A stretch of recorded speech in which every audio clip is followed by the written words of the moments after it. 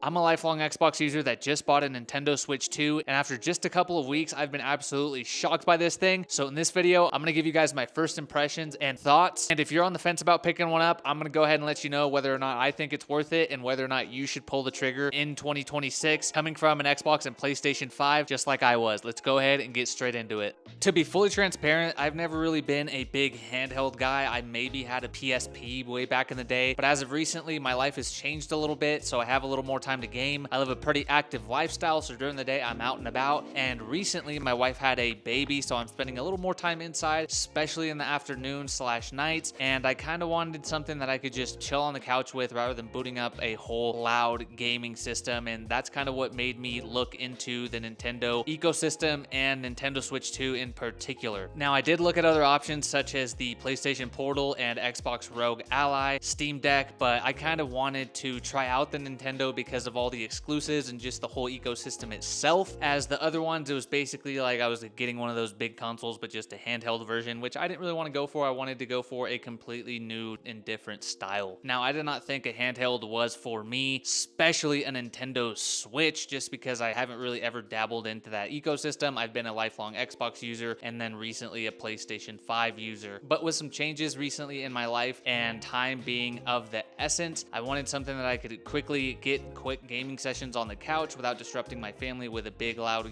gaming console and taking up the TV, as well as just being able to take it on the go, for those times that I don't want to be doom scrolling. I'd rather, put my brain to use and maybe solve some puzzles and kind of just de-stress rather than, getting anxious from social media.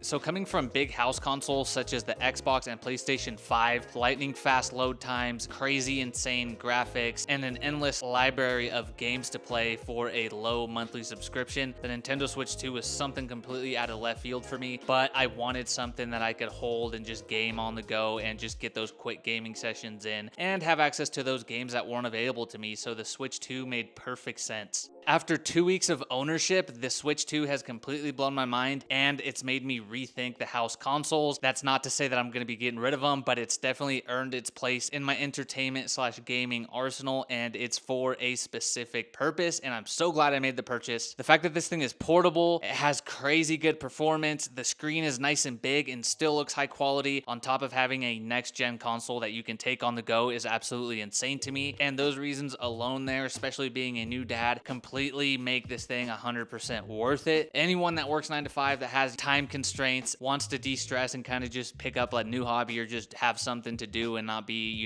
doing other mindless stuff, I personally think this is the solution for you, specifically the Nintendo Switch 2. Let's go over the specs. 7.9-inch LCD screen, rocking 1080p at 120. Frame rates are absolutely awesome on this thing. Graphics look nice and crisp, even though it's not OLED and it's not, the 1440p/4K. This thing still looks amazing, and you can't really tell the difference, especially on the Nintendo Switch 2 optimized games and games that are able to run the higher frame rates, such as the 60 FPS, 120 Hz. Think of Cyberpunk, think of Fortnite. All those games look absolutely amazing, and those exclusives such as Donkey Kong Bonanza, Zelda Breath of the Wild, they all look absolutely amazing on this thing, and the fact that it's in your hands and you're getting this performance out of this is absolutely insane. I personally think it competes with the PlayStations and the Xboxes, but at the tip of your fingertips while playing on the go. Next to that big beautiful screen is the magnetic Joy-Cons. This has been an upgrade from the previous versions. I personally think it feels high quality, it feels crisp, it feels sturdy, it doesn't feel like it's cheap and gonna break on you. The magnets are super strong on this thing, and it keeps everything in place. Storage on this bad boy comes with 256 gigabytes. I got a bundle from Costco that came with an additional memory card with another 256 gigabytes, I believe, but I have that additional storage in case I need to add it, which I actually kind of already do just because of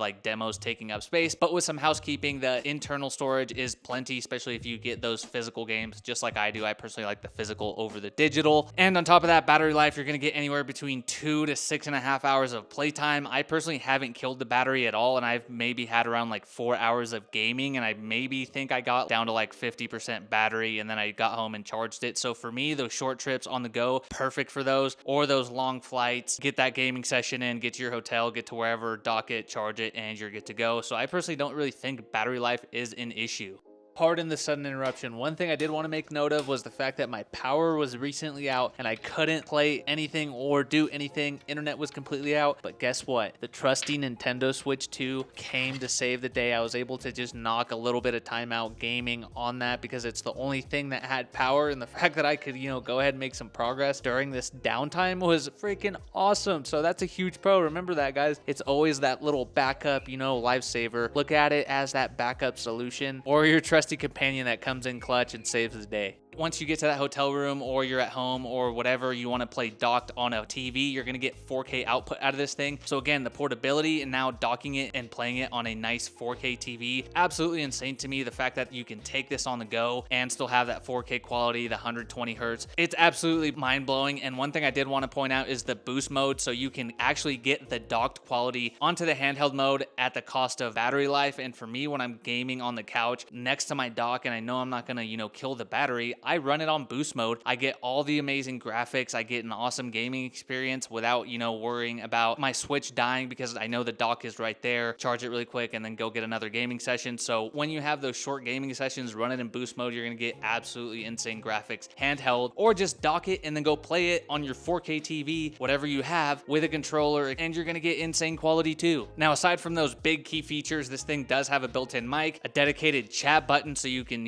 party chat with your friends. I personally don't have any friends that play Nintendo, so it's kind of useless to me, but it's nice to have it there. Maybe as we grow this community, some of you guys will add me on the Switch and, we can game chat, whatever. But aside from that, you have a massive library of backwards compatible games that do go on sale. And if you get them on sale, some of them do have the Switch 2 expansion packs, which sometimes are anywhere between $0.99 and $9.99. So I personally think if you get it on sale and then do the upgrade pack, that's 100% worth it and a steal. That's what I've been doing. That's kind of been my strategy. And there's just so many games that you can get. Now, I do hold back because some games I want to only play on the PlayStation, some games I only want to play on the Xbox, and then some games I only want dedicated for my Switch 2 and that portability-esque reason. So that's kind of how I go about picking and choosing what games I purchase. So let's do a quick comparison. My PlayStation 5 is my single-player cinematic story mode / entertainment go-to console. My Xbox Series S is my multiplayer powerhouse, and the Nintendo Switch 2, it's just that on-the-go portability, cozy gaming console. With that being said, it definitely doesn't compare to the PlayStation 5. It doesn't compare to the Xbox Series S. It's in a league of its own, so do not really do those comparisons. I wanted something that I could take on the go, that I could play those cozier type of games such as Pokopia, the Stardew Valley, Legend of Zelda, Mario's, those cozy kind of just multiplayer family co-op type of games. That's the main reason I got it. So those are the huge pros. Cons on this thing, obviously the performance, etc. But for what you're using it for, you can't really give that a downside. Go get one of those other consoles and enjoy what this console is good at. Let's talk about the docked performance. You're going to get 4K 60, 4K 120 out of this thing. When it's docked, it's going to look nice, crisp, and beautiful. At this point, it honestly does compare to the Xbox and the PlayStation 5. But again, pick and choose those games, pick and choose the purpose of this console. For me, just having those upgraded graphics when it's docked is a nice to have, an added pro, but it's not the primary reason why I'm getting this thing. Now, don't get me wrong, I love the fact that I'm getting high quality graphics and I'm getting high quality performance out of a portable console that I can go ahead and play on a TV. So to me, just all around, it's just all these nice to haves in this all-in-one type of package. It's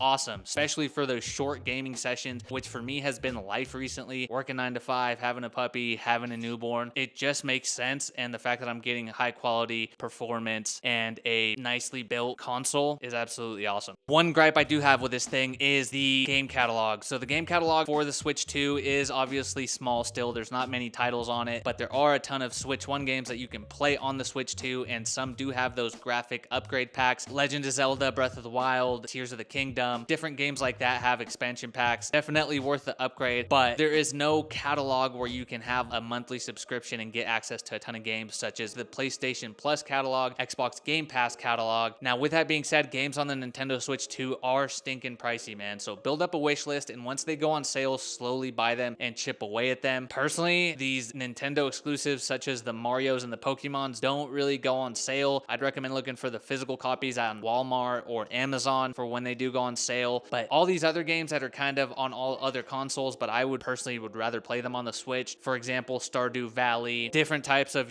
those cozy portable games that you want to have on the go, such as NBA 2K, those types of games, definitely add them to the wish list and pick them up when they go on sale, because they go on sale for reasonable prices. But the fact that there's no subscription model and games are pretty pricey, that's kind of the only downside. But for those games that you're going to be playing on this console, it's going to be worth it. And I don't think you're going to be dropping a whole lot of money just because you're only getting these games on this console, if that makes any sense. Let's talk build quality on this thing. The whole unboxing experience was nice. It was premium. It felt like I was getting my money's worth. Now on top of that, the console, it kind of blew me away just build quality wise. It's a nice textured matte finish. Feels really good. The magnetic Joy-Cons are nice and sturdy. They don't feel like they're gonna break. The storage on this bad boy, it is expandable on top of the 256 gigabytes that you're getting. And then the card slot in there, it doesn't feel flimsy like it's gonna break or anything. You stick your game in there, it's nice and sturdy. Games are nice and sturdy. It just doesn't really feel cheap, which is what you expect out of a portable handheld console. With that being said, the only gripe on this thing is how thin it is. It's awesome for portability wise, but for long gaming sessions, the grips are they're just not that good. And I'm looking at cases/grips, so drop some recommendations. But other than that, the build quality of this thing and just the portability aspects, they knocked it out of the park. The only downside is the fact that it's $449. That's my only gripe with it. What surprised me the most, honestly, the biggest shocker to me was how high quality the graphics look on this thing, and especially how fast and just the performance. It feels like a next-gen console in your hands. Graphics and performance, that was the biggest shock to me, especially for a gaming console. I don't really know what expectations I had. I had kind of slow and laggy, I guess. This thing was lightning fast and looks insanely good on a 1080p screen. That alone right there, the fact that you can take it with you traveling, car rides, hotels, take it with you on vacations. This is going to be my vacation console. That is absolutely insane and mind-blowing to me, and I feel like that reason alone, if you have the budget, makes this whole thing worth it. So after my first initial impressions, who do I think this is for? This is for those people with time constraints, those casual gamers, those people that kind of have a lot going on in their lives and they don't want to disrupt others in their household. This is going to be the perfect console for you. You can take it in your little nook, play on it on a chair, play on it on your couch, play on it when you're out on the go, or when everyone's kind of gone, dock it, and then you have that 4K gaming experience. If you're thinking about buying it, I would say definitely pull the trigger. It's definitely worth it. If you're not so sure, drop your questions below and I'll help answer them. But those are my initial impressions and thoughts on the Nintendo Switch 2. Hit that like button, hit that subscribe button, guys. More videos to come on the Switch 2, PlayStation 5, and just tech in general. Catch you guys in the next one.